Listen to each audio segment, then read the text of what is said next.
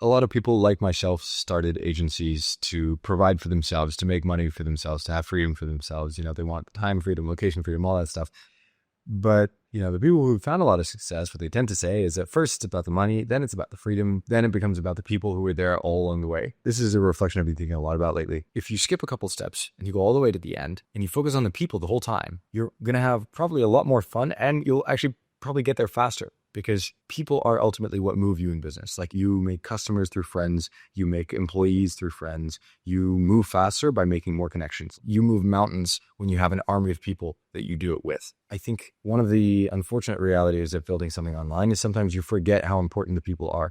You're locked out behind your desk and you think basically that your laptop is everything. You just have to grind and push and do all this stuff. And like, you actually end up isolating yourself completely. And you're so focused on the money that you forget about the people, you forget about the journey along the way, and you're not even having fun.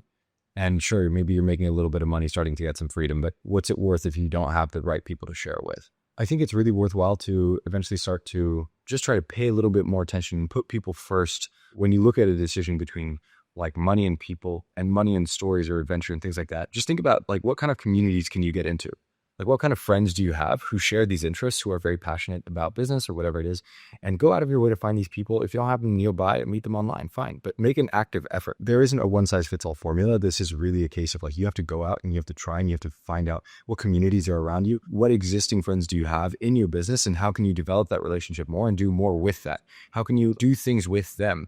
Right? Like, go on an adventure, do a project, do a trip together. The only actual step you can really do is think about people first, people in your business. How can you prioritize them over yourself? When you start to prioritize them before you will get a lot more satisfaction out of your work. I've seen that firsthand. Like, there is a point at which money starts to bring marginal happiness. And I'm not some kind of like wealthy billionaire or something like that, but I have seen a point where focusing on the other people first brings me more satisfaction than focusing just on myself and my own money and my own comfort. But like, actually sharing that is so much more fulfilling. Honestly, sometimes it's as simple as like giving somebody a salary, giving somebody a raise.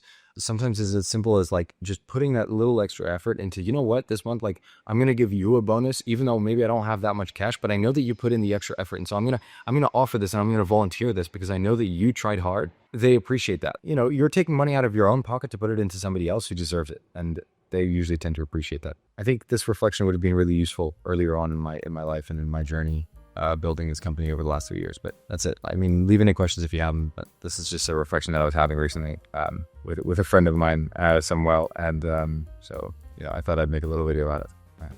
That's it.